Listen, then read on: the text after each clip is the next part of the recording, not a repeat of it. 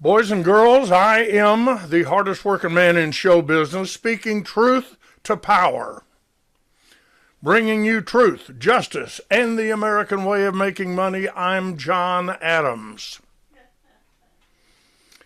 And I am, in the words of Rahm Emanuel, a walking, talking constitutional crisis. Upending the system in a never-ending pursuit of truth, justice, and the American way of making money. And we are glad to have you along with us this very special edition. Well,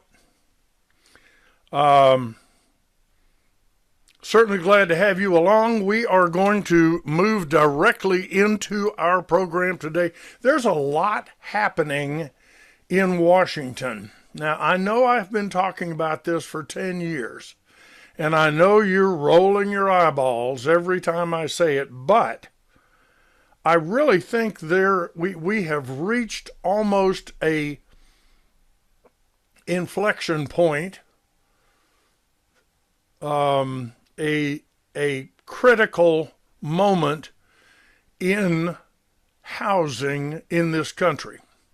And there's a number of things driving this, but the traditional anti-manufactured home bias that is reflected in literally tens of thousands, maybe even more, zoning codes of cities, counties, and states in this country, I think is about to change. And there's a number of reasons for that, and we won't go into all the details today, but suffice it to say that this administration, for the first time ever, is looking very seriously at manufactured housing as part of the solution to our housing crisis. We have a severe shortage of inventory.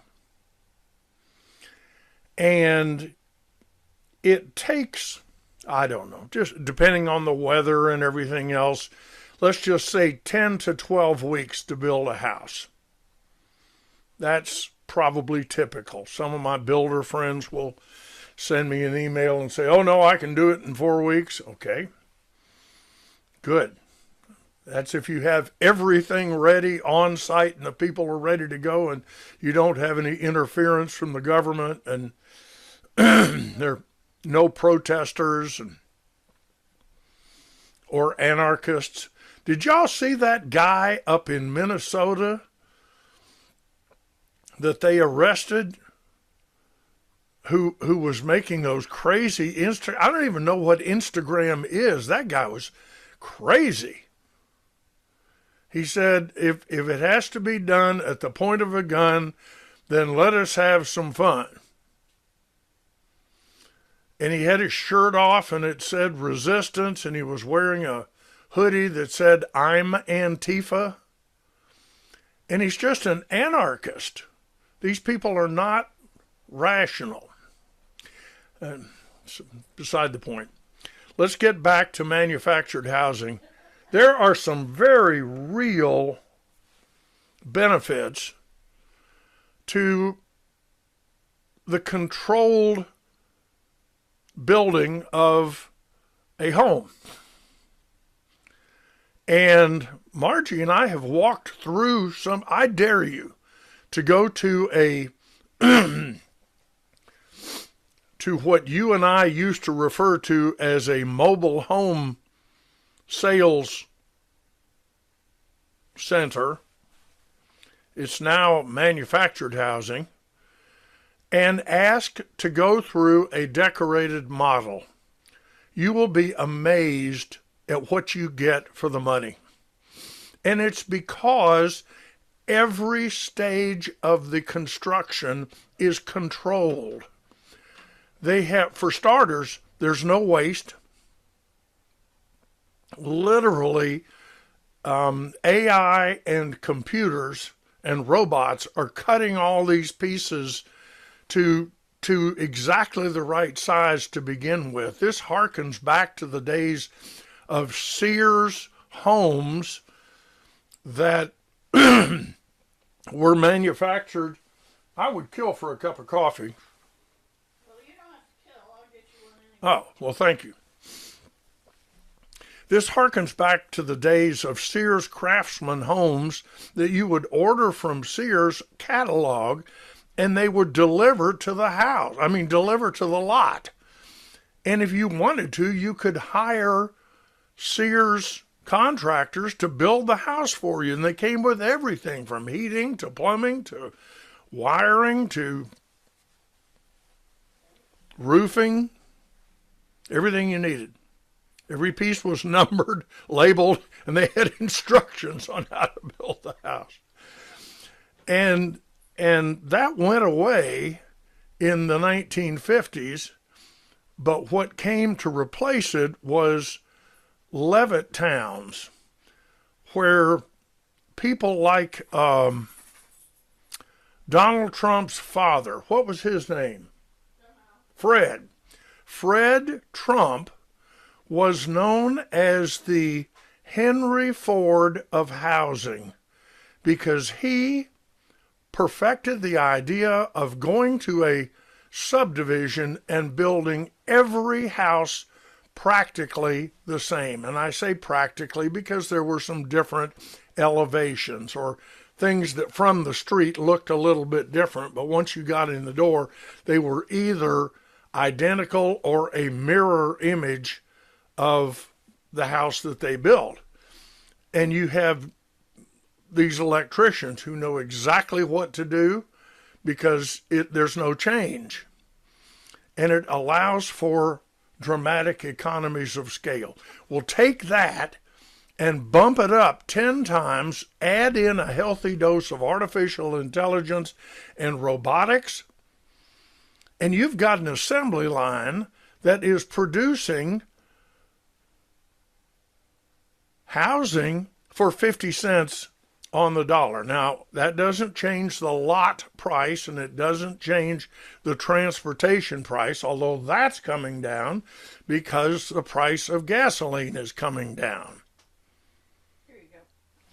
I saw $2.24 a gallon in Georgia. We are here at Southern Command headquarters on beautiful St. Simon's Island, the crown jewel of Georgia's coastal empire. I'm coming to you from an undisclosed location somewhere in a bunker in Glenn County, but for my own safety. But we passed a gas station that was selling regular unleaded gas for $2.24 a gallon. That's a lot. I remember paying $5 a gallon. And think of the inflation we've had since then. So we're not quite back to the price of the Save station on Scott Boulevard, which was 29 cents a gallon. But I'm telling you, when gasoline prices come down, that affects everything. And we're seeing that happen. So, is that you or me?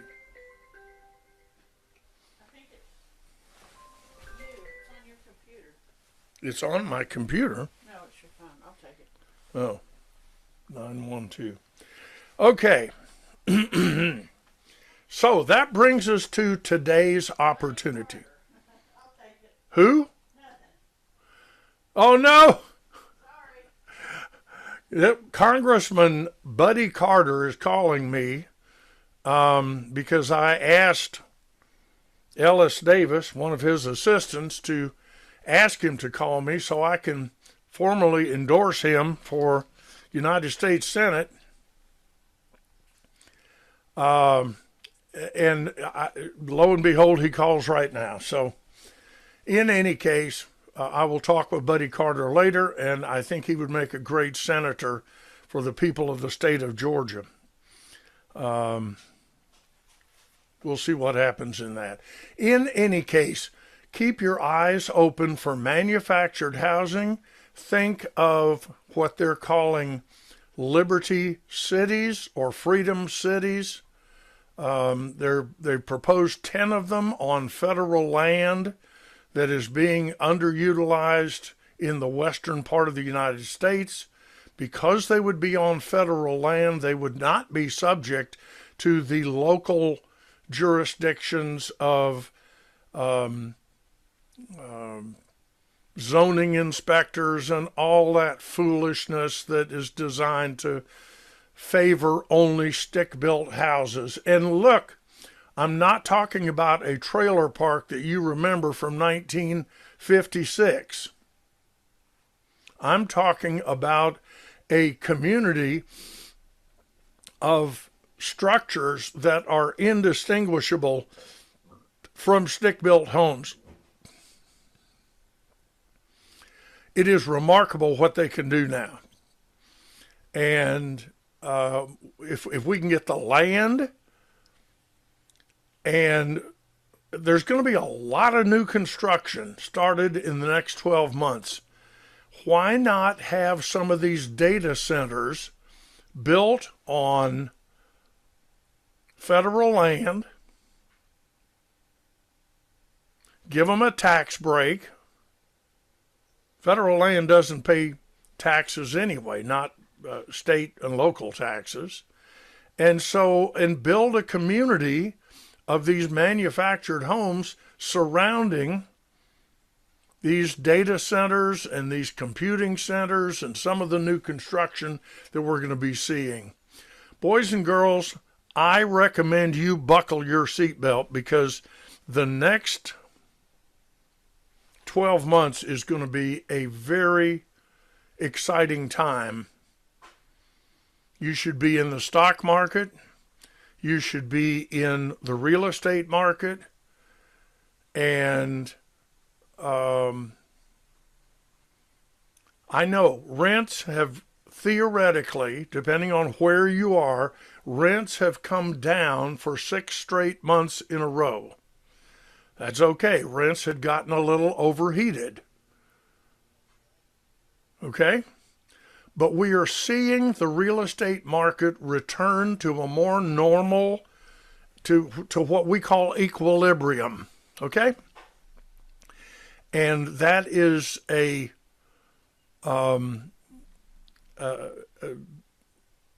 situation where the supply is able to meet the demand adequately.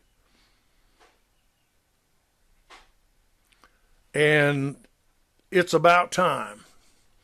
But we've got to get money flowing. We've got to get interest rates down. We've got to get rid of Jay Powell. We've got to get Kevin Warsh in. And we've got to stop politicizing the Federal Reserve. So we'll see. We will watch and report. But keep your eye on 2 companies, Clayton Homes,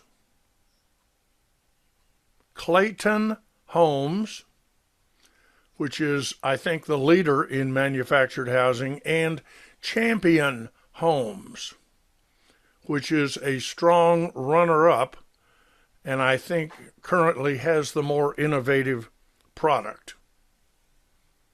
Champion Homes. Go to their website. Just put Champion Manufactured Homes in Google and go take a look at some of these things.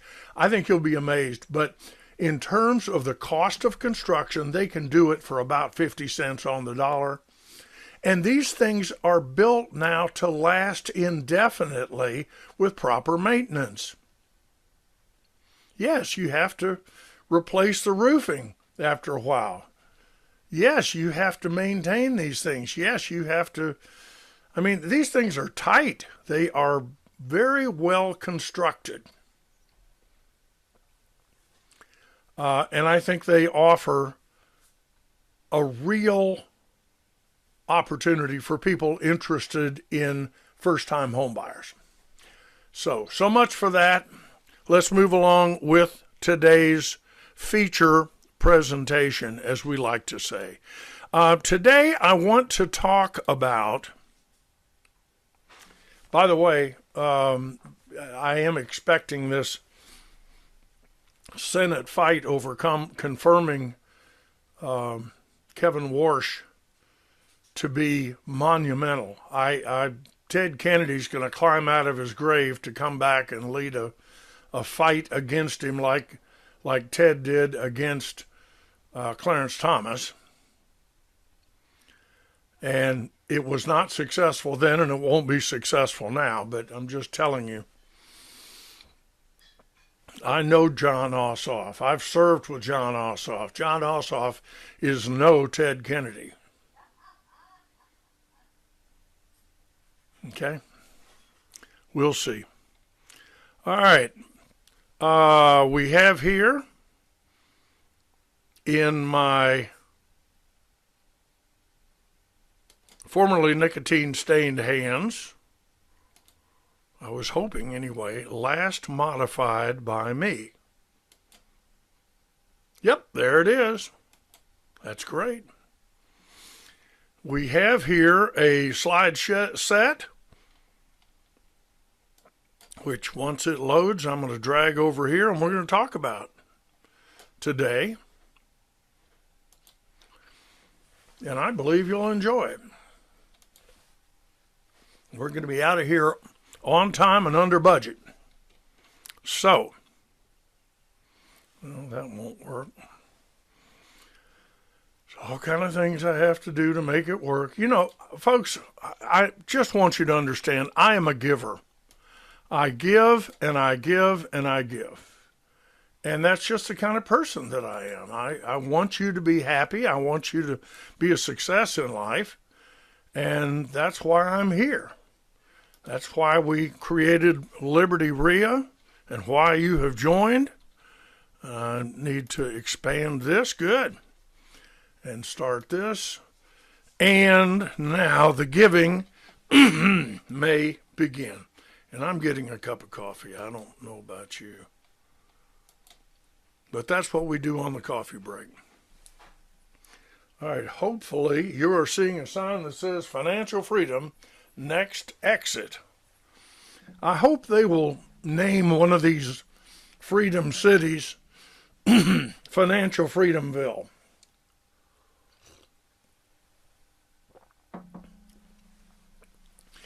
Because that's truly what it is.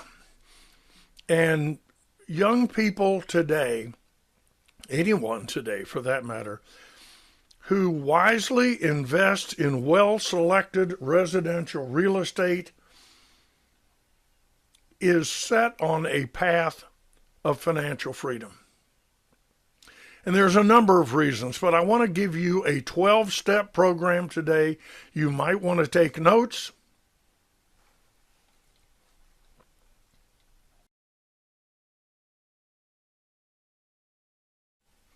Did you notice how I closed my microphone for that cough? Pretty smart, huh? So anyway, we're going to call this a 12-step program of real estate wealth creation. I think this will make sense to you. Today, I'm trying to bring it all together and let you see an overall program here. And hopefully this will make sense. And then as we go forward, we're going to come back and visit each of these as we move into the new year. And before we start, I want to address the elephant in the room. Because I keep hearing people say, oh, the housing prices have to come down. What goes up must come down.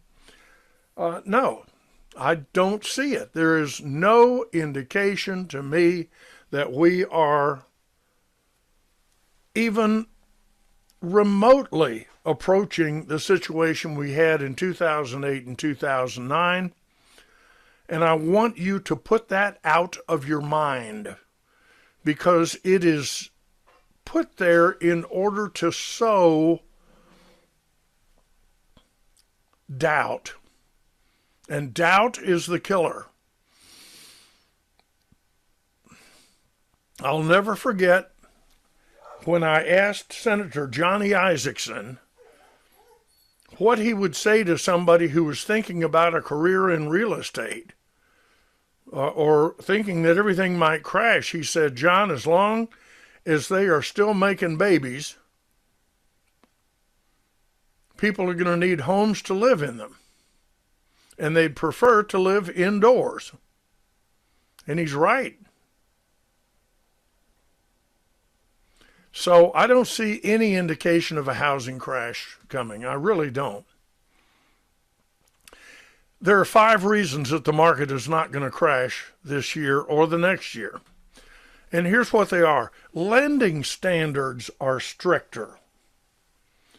Do you remember no-doc loans? You could easily get a 90% loan on an owner-occupant or even almost a 95 or 97% loan if you had bad credit and no job.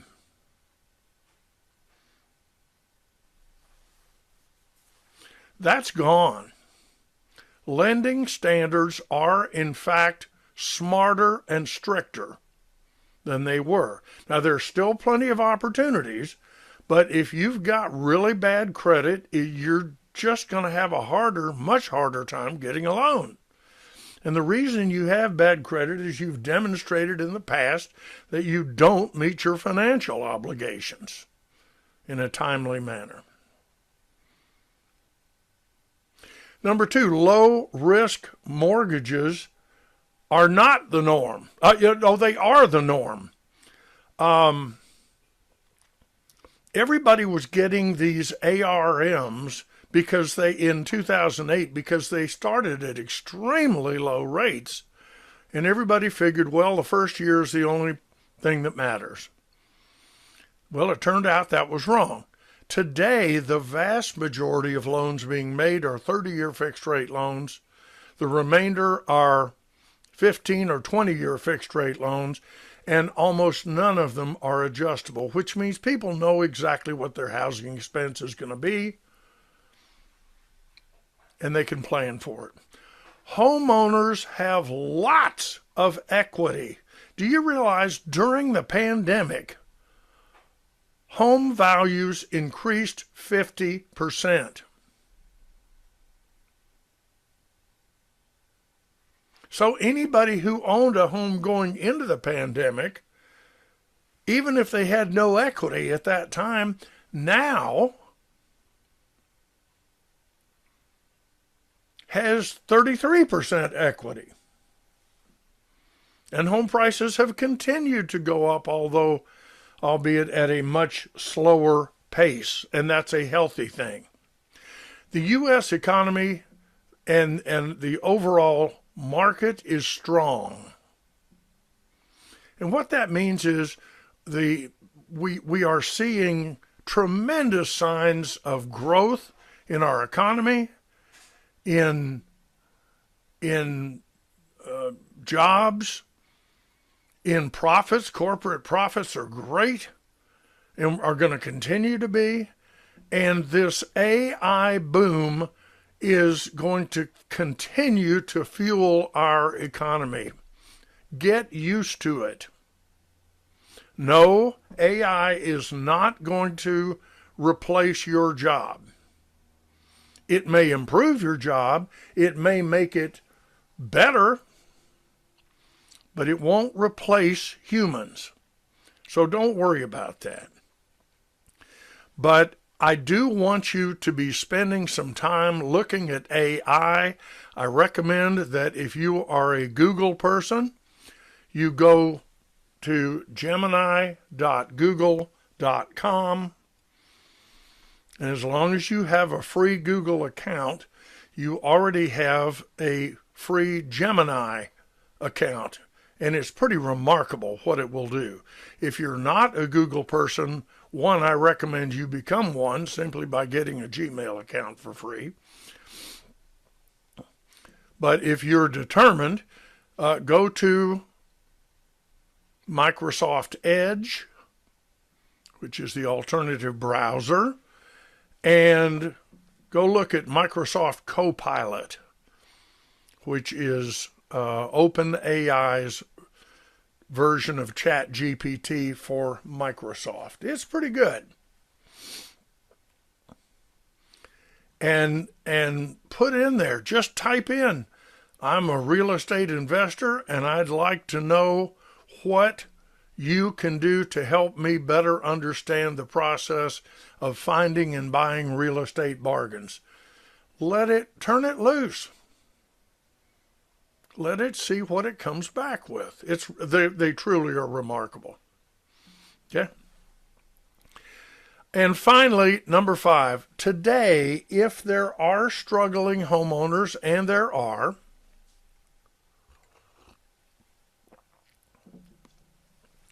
they have many more options today than they did in 2008 to 2010. Back then, the lenders were so smug, they had never experienced a down market. One came that was brought on by the government. The housing crash of 2009 to 2011 was not caused by real estate. It was caused by government mismanagement. And at that time, the lenders would just foreclose the homes and let them rot because they had never experienced property management before. Today, they all have loss mitigation departments that will swoop in. They will do short sales. They'll do all kinds of things that they wouldn't consider 15 years ago. So this is why we're not going to have a crash. And if somebody tells you that they think the real estate bubble's about to pop, get your advice from somebody else, okay? So, I'm a real estate broker, and I am going to share with you my personal experiences.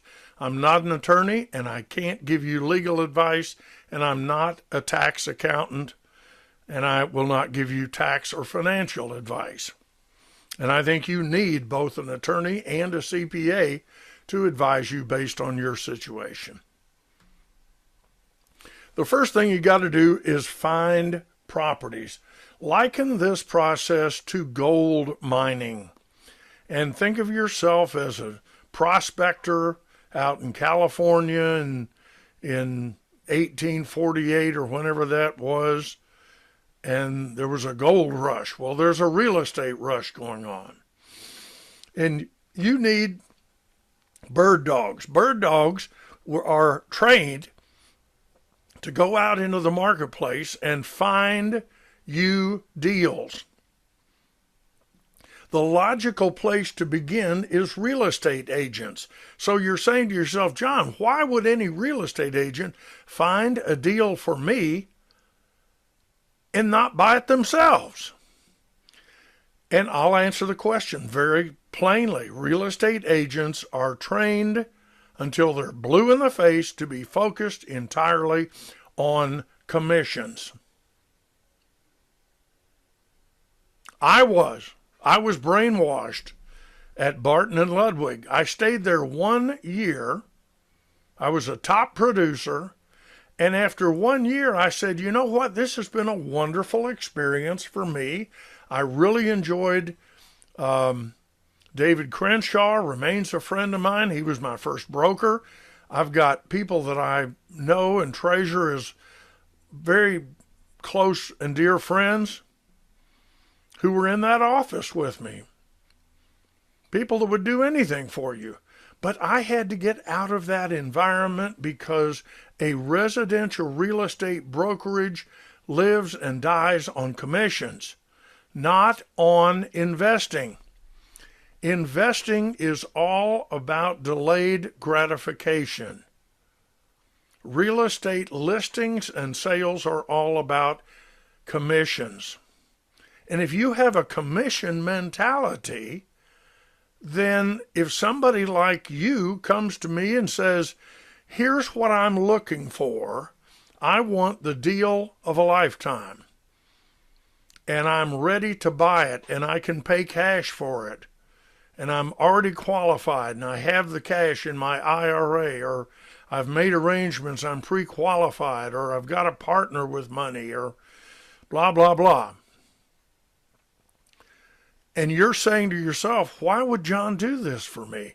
It's because as one of the 99.9% of people who are licensed real estate realtors, they are focused on commissions. Now, not all.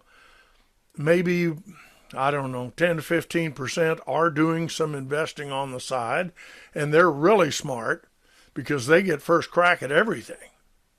But I'm just telling you, it's ripe pickings. If you will go talk to a broker in a reasonably large office and ask that broker, do you have anybody here who's sort of involved in rental properties and they know how to find deals and how to structure them, and who would you recommend I talk to? They'll tell you. And take that person out to lunch. I'm talking about the whole way.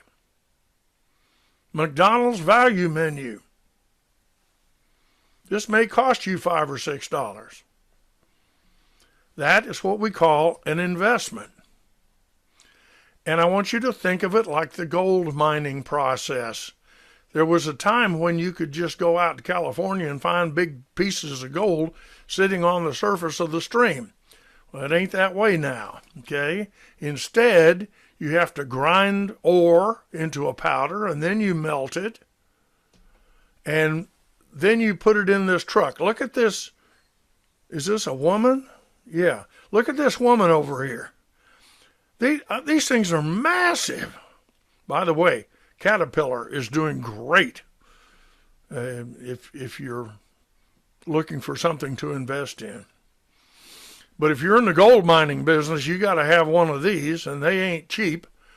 These can carry 50 to 100 tons of gold ore per load, and some sites are more gold rich with gold than others. It takes tremendous amounts of rock and ore to yield just specks of gold. 50 tons yielding 1 ounce of gold is not unusual. And yet, gold has now topped $4,000 an ounce. Some people say it's on the way to $10,000. I don't know. I don't invest in things I don't understand. Gold yesterday was at $4,988 an ounce. Now, there are problems with gold. For starters, you can't leverage it.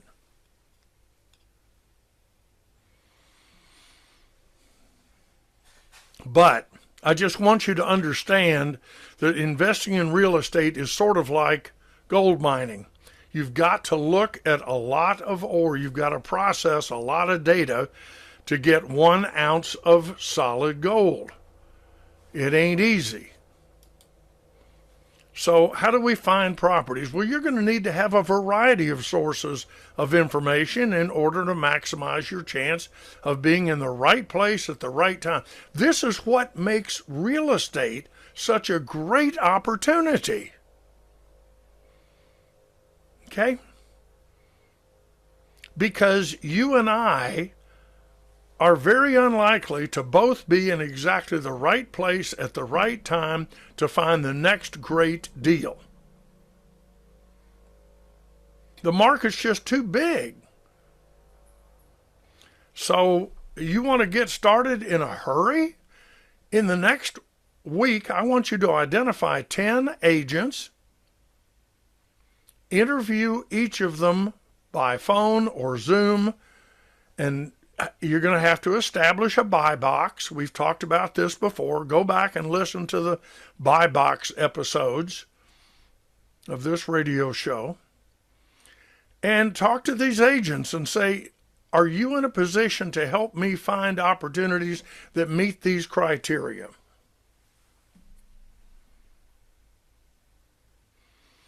And if you want to get really serious, you'll have 10 agents that'll produce 5 bird dogs for you, and maybe get in touch with 4 or 5 wholesalers and start going to look at what they have and meet them and talk with them. Get familiar with Redfin, Zillow, and Craigslist. You're looking for sale by owners as well as highly motivated sellers. Go look at HomeVestors ads. HomeVestors is a very successful franchise that has identified a process, a repeatable process that will generate opportunities for you. All you're paying for with HomeVestors franchise is the stupid billboards that say "Ugg buys ugly houses." But guess what? It works. I dare you to go meet with local franchisees, take them to lunch, say, how can we work together? I want to learn more about this business. You're in this business. HomeVestors agents are like the real estate agents who have been kicked out of their offices because they're not earning enough commissions. And they know what to look for, and you need to know who they are. Second, you need to be able to price real estate, and that means you've got to see a lot of houses. You need to know the fair market value, the after repair value. You need to be able to estimate the costs of rehab. Learning, then knowing the market, working with appraisers. We have sort of a weird current market, but you need to learn what I call the self-fulfilling prophecy technique in dealing with appraisers. Do their work for them and present them with the finished appraisal. And say, when they show up, say, hey, you're the expert here. I don't have any idea what this house is worth, but here's some things we looked at that I think were helpful to us, and we do have a full price offer. And here's a copy of the full price offer, and here's a copy of the value report that we did on this property. You may find it helpful, but that's entirely up to you. They'll use it. Trust me. Negotiations should not be like this. You need to know your seller. You need to find a seller who's highly motivated. You need to be dealing with individual owners as opposed to corporate asset managers. You're going to have to learn how to lower expectations and have reasons why they should sell to you now, and how to use the offer form and how to make offers, and the HomeVestors technique. And you need to decide how much you want to fix. You need to understand the GAR, purchase and sale agreement, because eventually you're going to be using this on an ongoing basis. And there's a new one out for 26. We should do a whole week just on the elements of the purchase and sale agreement. Margie, that's a great idea. Let's do a show on the elements of the purchase and sale agreement. I think we should. I was just thinking that. I think it would be fun, and I think it would help a lot of people. Yeah. All right, put that down. And why the GAR form is the document you want to use, what it says, how to make it say what you want, and how to handle agents and commissions, and what you should never sign. You need to know why and how to record your contract, how to cloud the title, how to search title. And guess what? It can all be done now from the comfort of your chair in your office. You don't have to go to the courthouse anymore. Everything's on the internet, almost. And it's getting there. You need to know about the physical elements of a home inspection. And I thought this was a pretty good graphic from the Legacy Lending Group. I don't know who they are, but it lists all of the areas that are typically inspected during a traditional home inspection. And it could serve as a good guide to you and me as a comprehensive list of areas that you'll want to check through. So what's the roof look like? What's the chimney look like? What do the windows and doors look like? What are the wall coverings and window coverings? What is the porch? Is it sinking? Is it good? Can it be enclosed? What does the foundation look like? Are there big cracks? How about your floors? How about the basement? What do the bathrooms and kitchen look like? Very important. What about electromechanical? How's your heating and air conditioning system? Gutters, downspouts. Water is the biggest enemy of improved real estate. You've got to get water away from the foundation of the house or it will eventually collapse. What do your soffits and fascia look like? And you need to be able to do your own pre-inspection, measuring square footage correctly, and how to choose the right inspector versus the wrong inspector. Eventually, you will have the confidence to do this yourself, but don't rush it. See a lot of houses, make a lot of offers. You need to be able to fund it at least short term. So you're either looking at using hard money or other people's money or your own IRA or retirement savings. And why you've got to have all the money lined up before you put the property under contract and how you arrange that. You need to understand who hard money lenders are, what they charge, and what you're getting for it. And I think you're getting a lot. Now, I'd prefer you not to have to use hard money lenders, but there are other benefits than the money with hard money lenders. These people have seen a lot of deals come and go, and you can benefit from their expertise, and that has dollar value. You need to have some financial friends. You need to have some partners. You need to know how to create a note. You need to know what a deed to secure debt is and what an IOU is. By the way, we are now beginning to see AI apps that will independently go into Zillow or FMLS or Georgia MLS or whatever you've got, and they will, you know how each listing will have typically 30 or 40 pictures of the exterior and interior? These AI apps will critically examine the photos in the photo gallery, and they will look specifically for deferred maintenance, and they will give you a heads up of a house that may be a bargain. They'll create for you a list of things that it sees that are going to need to be addressed. Now, is that a substitute for going there? No. But can it save you a trip? Yes.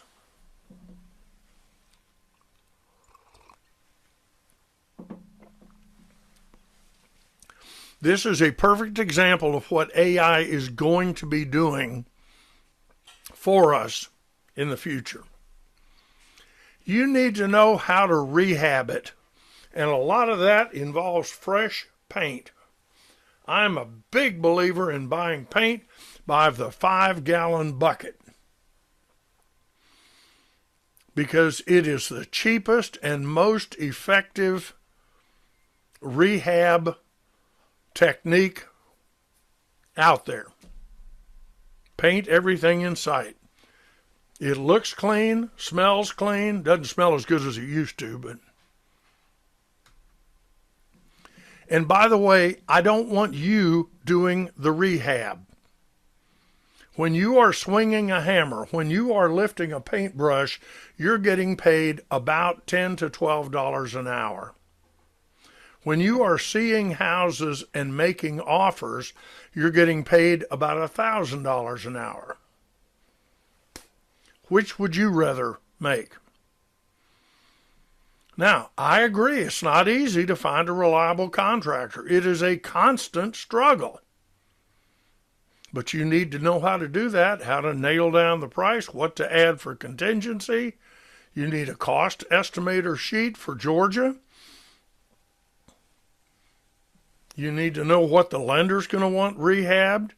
You're going to know you need to know what the appraiser's looking for, what the buyer's looking for, where you should save money and where you should not save money, and how to use a punch list. And then I want you to, before any of this, I want you to think about permanent financing. What is your exit strategy? How long are you going to be in this deal? I would like you to have multiple exit strategies, so if one doesn't work out the way we thought it would, we have others. So explore permanent cash out refinancing based on the new appraised value after the rehab and after it's been rented.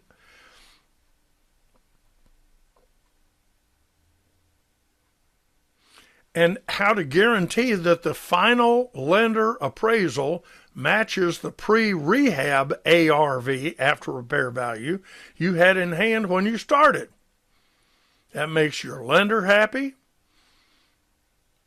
You got to follow up. How to control closing costs. How to have no surprises at settlement. Let me tell you, there are last-minute surprises. There are last-minute problems. But we do not postpone closings. We'll talk about seasoning another time, but it's a fact of life right now. Okay? You need to be able to put a tenant in that house. You need to be able to lease that property and document every part of the application and leasing process and start the money flowing. You need to use a sign. You need to use avail.co, Tenant Cloud, Zillow, Redfin, flyers, open house, applications, screening, all the things that we talk about in the Landlord Survival Guide for 2026 that will help you get the maximum rental from the best possible tenant in the shortest possible period of time. You have a right to select the best applicant from among those. You do not have a right to discriminate on protected status. And we can teach you how to do that. And remember, the property management involves a whole variety of things. This is why we are looking so closely at baselane.com, baselane.com, because they are attempting right now to pull together onto one simple, inexpensive site everything from accounting services, leasing, security deposits, inspections, repair, rent collection, and mortgage and utility payments. And again, this is an area ripe for the independent landlord. And when I say independent, I mean fewer than 20 or 50 units.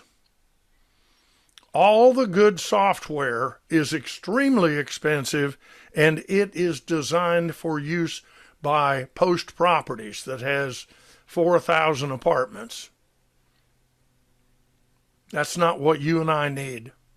I can't afford to pay $2,000 a month for a software package. Okay?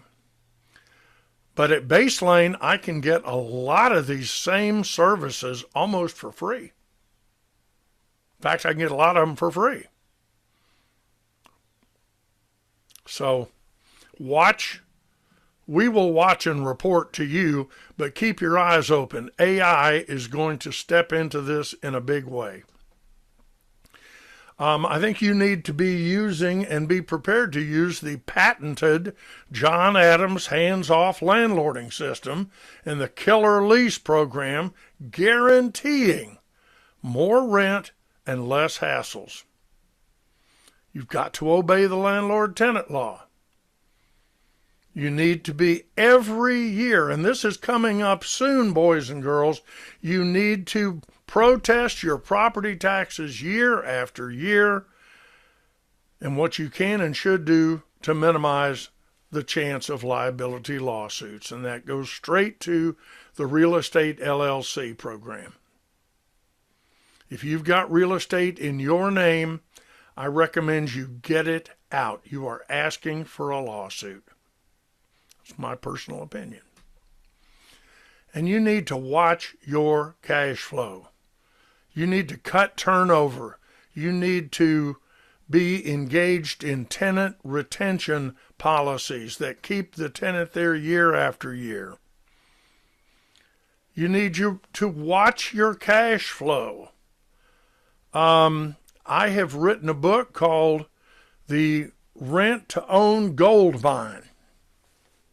It's a lease to purchase plan that puts equity in the hands of your tenant on the day they move in, and as a result, they take better care of your property, clean up their own credit, pay more rent, and stay longer.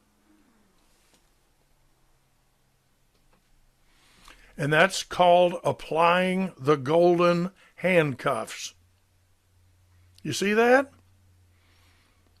This is so powerful, where the tenant has equity in the property. And we teach you how to do that in the book. Folks, you can't take it with you. I have never before seen a U-Haul trailer behind a funeral hearse. So think about why you're doing this, what you're doing it for. Do you want to leave a legacy? Do you want to pay for your kids' school? Do you want to help your grandkids get started? What is your goal? You want to travel more? By the way, I'll meet you in New Orleans in early April. Yes, we're going back. We love New Orleans. The city that care forgot. Laissez le bon temps rouler.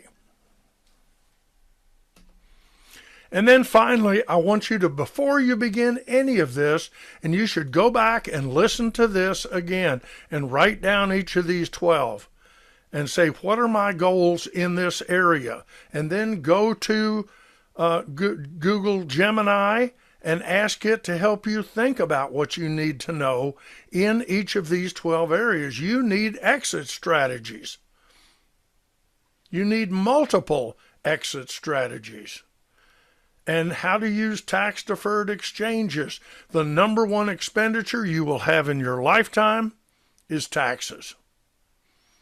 You need to attend a class taught by John Mangum about 1031 exchanges.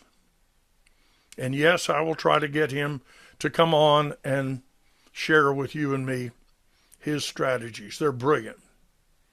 And yes, he is a CPA, and he is a qualified intermediary, and he can give you really good advice before you sell a property and incur a lot of taxes. So what are the key takeaways? Here it is, and we'll wrap up. You need to understand that real estate, unlike investing in the stock exchange, real estate is a business. And if you want to be successful in this business, you've got to treat it as a repeatable system, not as a hobby. Next, I want you to be really crystal clear on this. Technology is the great equalizer. AI is going to allow you and me to compete with institutional Wall Street buyers who are, by the way, getting out of the market.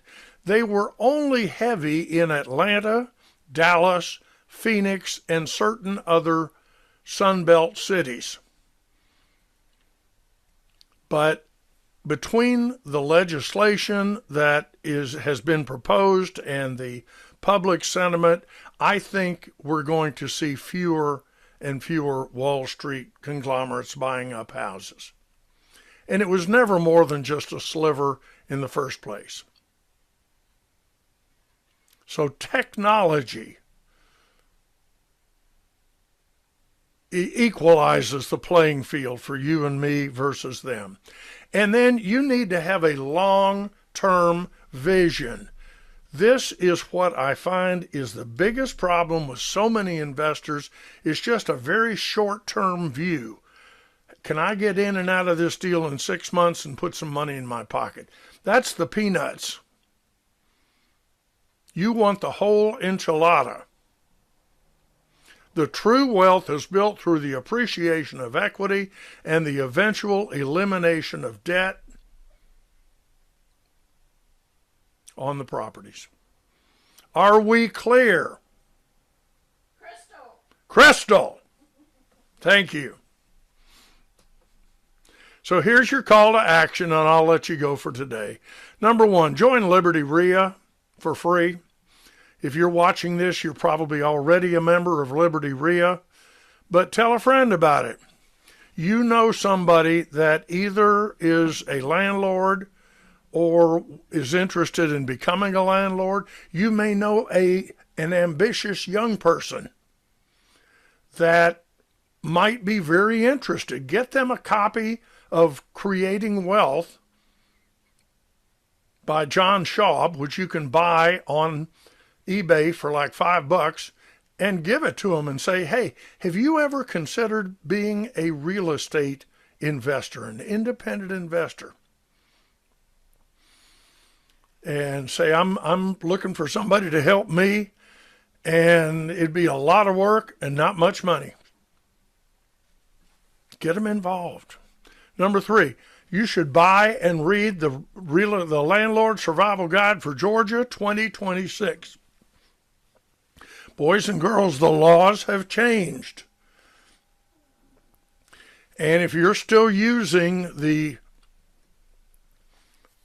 2019 edition or the 1994 edition, honey, who was that we ran into that said they had the 1994 Landlord Survival Guide?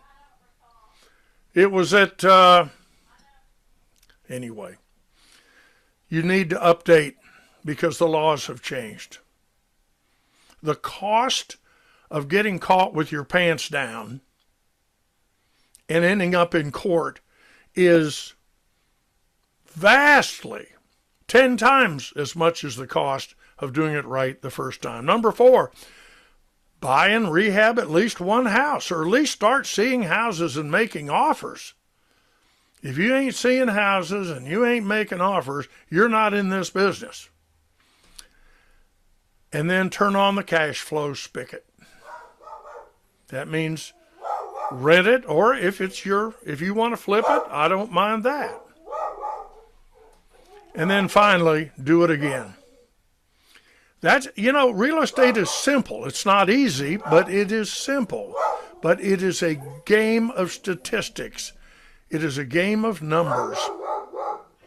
And there are really only 2 things you've got to do. What the? Can we close the door, please? Tito's going insane.